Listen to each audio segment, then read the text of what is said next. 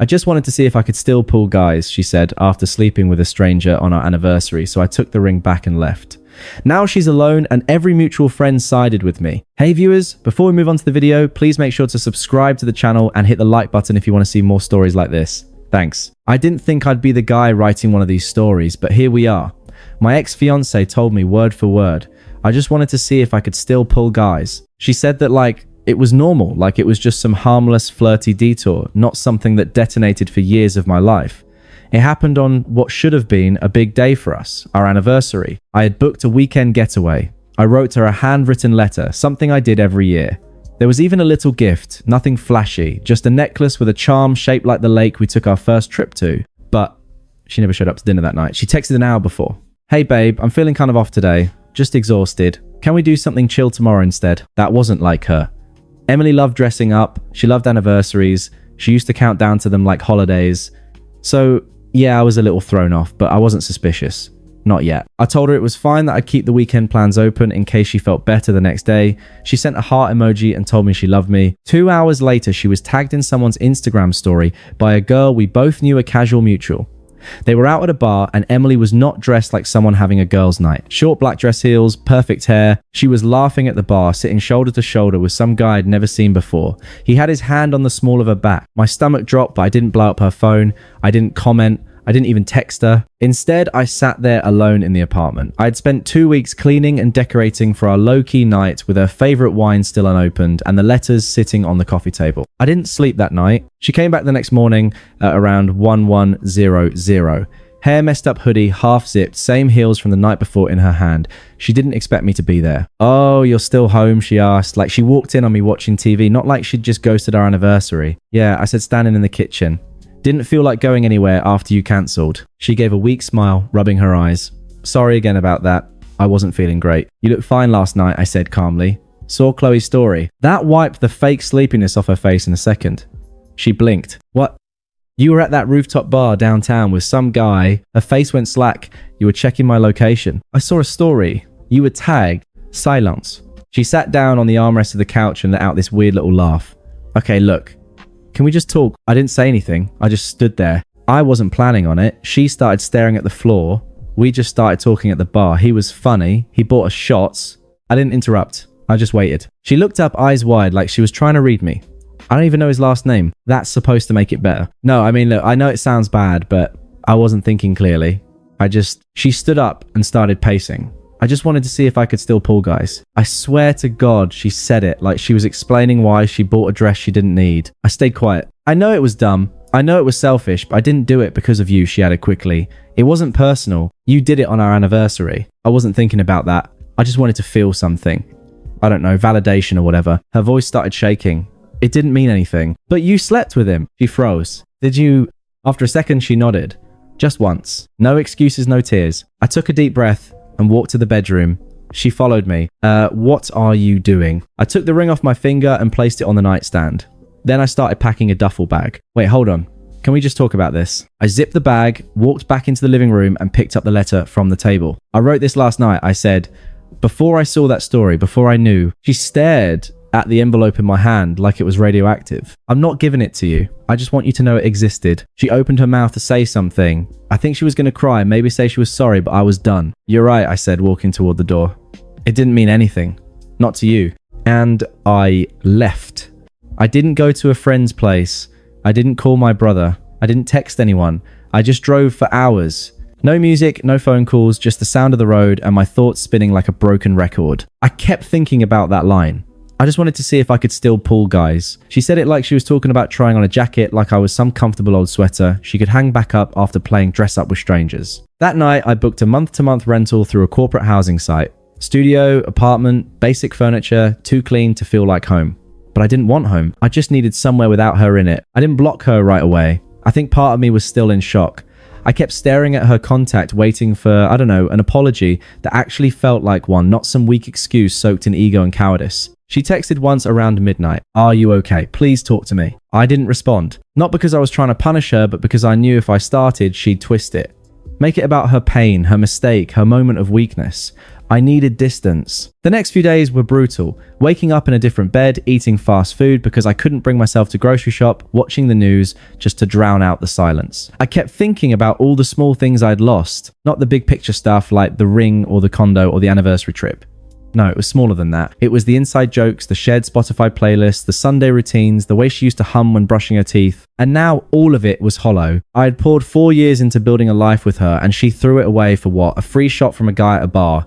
I wanted to scream, but I didn't. I went to work, I nodded through meetings, I showed up to the gym even when I didn't want to. I kept breathing. That was enough for now. The next message came 2 days later. I know you're hurt. I get it. I wish we could talk without all the pressure. You're not even giving me a chance. Still calm. Still not sorry. I didn't answer. A few hours later, she sent a photo of the letter, the one I'd left behind on the table. She hadn't even opened it. Just took a picture with the caption, I haven't read this. Should I turned off notifications after that. I didn't need to hear her pretend to care. A week went by, then the text turned sharper. You're seriously gonna ghost me after 4 years. So that's it. One mistake and you're just done. You're acting like a child. You can't even have an adult conversation. It always amazes me how fast guilt turns into anger when you don't make yourself available for someone's comfort. I didn't answer a single one. That Saturday, I went back to the condo to grab the rest of my things. She wasn't home, or if she was, she stayed hidden. I had changed the locks on my own devices and unlinked from the lease. Quietly, cleanly, and legally. I found the anniversary gift still sitting on the table, unopened, untouched. Just like the letter, I left the key on the counter and walked out without looking back. No dramatic confrontation, no screaming match, no begging or closure, just silence. And in that silence, I finally started to feel something close to peace. It took less than 2 weeks for the truth to spread. Not because I told anyone. I didn't post anything, didn't rant to the group chat, didn't go on some vengeance tour. But the thing about betrayal is it never stays quiet, especially when the person who committed it still thinks they're the victim. It started with Chloe, the friend who posted the story that night. I guess she didn't realize she was outing Emily until it was too late. A mutual friend, Jenna, messaged me a few days later. Hey, was that Emily and Chloe's story with some dude on your anniversary? I didn't lie. I just replied, yeah, I left. That's it. No details, but apparently that was enough. Mutuals started putting the pieces together. A few of them texted me separately saying they were so sorry or shocked she'd do something like that. I didn't respond to most of them, not out of bitterness. I just didn't care anymore. But word got back to Emily. I know that because I got another message from her. This time, a voice note. Her voice was sharp, defensive. If people are talking about me, it's because you let them. You could have just kept this private, but no, you had to make me look like a monster. I didn't respond again, but karma was already moving quietly, efficiently. The first real hit came from her roommate, Tasha. She and Emily had shared the condo since I left. A week later, I heard through Jenna that Tasha had moved out, suddenly told friends she couldn't live with someone who nukes their own relationship and then plays the victim. Then came the guy from the bar. Turns out he wasn't some charming mystery fling, just a guy who liked taking drunk girls home and ghosting them the next day. She messaged him after and got no reply. A week later, he was hooking up with one of her co-workers. That's when she found out he knew she had a fiancé that night and bragged about it. Oh, but it got worse. Emily tried to play damage control, posting vague, inspirational quotes on Instagram, like sometimes people leave because they're not strong enough to grow with you and not everyone will understand your journey. Comments were quiet, likes were low. A few of her usual enablers even unfollowed her. Word had spread further than she realized. Then I got a call from my sister. Emily called me. What I asked, yeah, out of nowhere. Said she wanted to clear the air. I told her not to ever contact me again. Apparently she tried her mum too. Said she just wanted to explain what really happened. My mum's response, sweetheart, if you have to explain your cheating, it probably did happen. After that, I blocked her number. A couple weeks later, Jenna texted me again. So Emily showed up crying at Chloe's party last night, said she misses you. She was wasted. Thanks for the update. I replied, that's all. I didn't care to know the details, but she kept talking anyway. She told everyone you were being dramatic, but then she started crying and said you were the only person who ever actually knew her. I put my phone down and laughed. Not because it was funny, but because it was pathetic. This woman nuked our anniversary, slept with a stranger, admitted it without shame, and now she wanted sympathy. The people who used to defend her weren't defending her anymore. She tried one more Hail Mary. I was walking out of my gym when I saw her standing near my car. Hair done, makeup on, like she was hoping I'd take one look at her and forget everything. Hey. I said nothing. I just unlocked my door and got in. She stepped closer. Can you just give me 5 minutes? I know. I **** up. I looked straight ahead, started the car. Please, I don't even know who I am without you. I backed out of the space. She stepped back, hands at her sides, watching me drive off. I didn't look in the mirror. She's unraveling now. You can see it in the desperation of her post, the shift in her tone, the way she started clinging to the past like it's a lifeline. But I'm not angry anymore. Just done. She made her choice. Now, she gets to live in it. After the gym incident, I figured she'd finally get the message. She didn't. Over the next few weeks, the messages turned from awkward apologies into a full-blown campaign. Blocked on her main number. She tried an old email we used for our shared streaming accounts. I miss you. I hate myself for what I did. Can we please talk? Block that. Next came a string of unknown numbers, leaving voicemails. I don't even know who I am without you. Do you even care about me at all? Please. You are my best friend.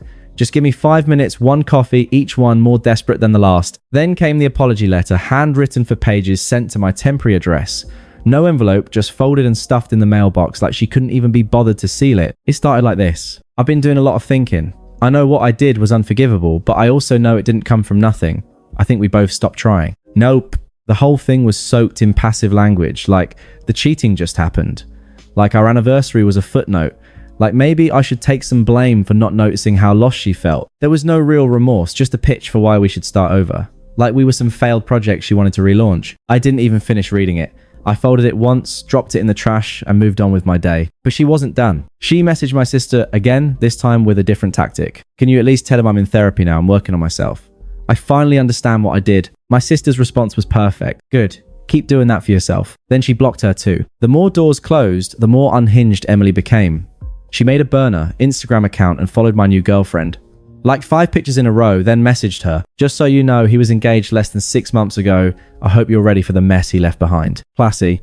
My girlfriend showed me the message unfazed. She already knew everything. She had actually been through something similar. The reason we connected in the first place. There was no drama, no jealousy, just this shared understanding that people like Emily always try to poison the next chapter when they realize they're not in it. The last message I got was sent from a friend's phone. It read, "You're being so cold. I don't even recognize you anymore. The old you would have at least talked to me. The old you wouldn't be so cruel." I stared at that for a while, not because it got to me, but because it was finally clear. She didn't want me back. She wanted access to comfort, to validation, to familiarity. She missed the version of me who would have soothed her guilt, softened the blow, and told her she was still worthy. But that version of me didn't exist anymore. I was no longer the man who'd clean up someone else's mess just to keep the peace.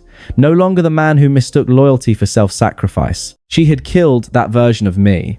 The night she chose attention from a stranger over love, from someone who gave her everything. And the man who replaced him, he didn't reply. It had been almost 4 months. For months since I walked out. For months since the last desperate message. For months of silence, healing, and finally peace. I hadn't thought about Emily in weeks. Not really. Until I got an invite to Aaron's wedding. A mutual friend of ours from college. It was a small backyard venue, maybe 40 people.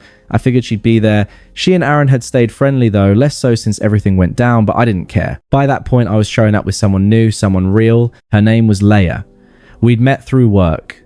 She was the kind of person who didn't need constant attention, didn't post cryptic Instagram quotes, didn't treat relationships like status projects. She was funny, grounded, and best of all, uncomplicated. We weren't flaunting anything, but we weren't hiding it either. Emily saw us almost immediately. I caught it in my peripheral vision. That quick double take, the forced smile, the way her drink paused halfway to her mouth. She looked different, not bad, not tragic, just like someone who had been trying too hard for too long and was starting to lose the performance. Her dress was tight, her makeup heavy, and her energy frantic beneath the surface. She didn't approach at first, just hovered.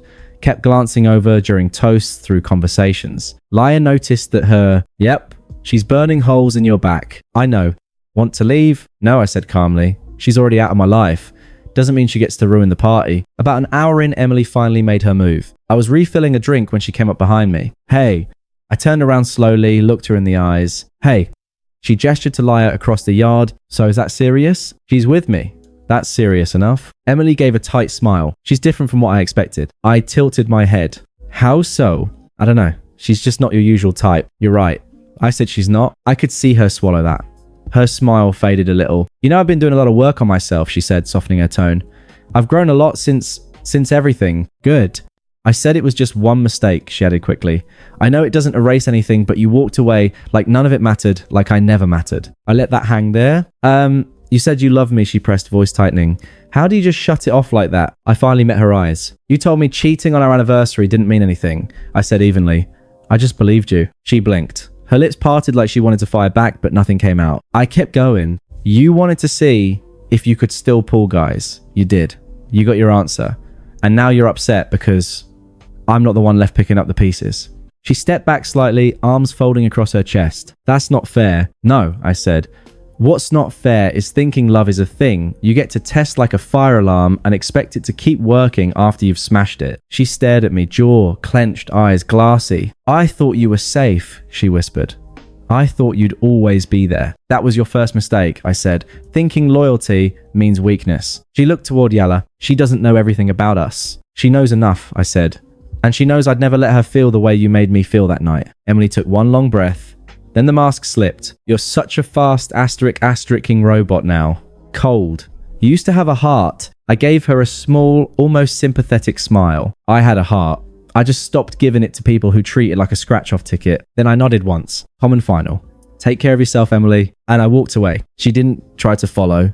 Didn't say goodbye. She just stood there, half fuming, half crumbling as I rejoined Leia, took her hand and walked toward a new chapter with someone who actually valued what I gave. From across the yard, I heard one of the guests whisper to another, damn, that was brutal. But it wasn't. It was clarity. It was the clean break I didn't get that night. She blew up our anniversary. And this time, everyone saw it. Thanks for watching. Make sure to subscribe to the channel and hit the like button. What do you think about this story? Share it in the comments.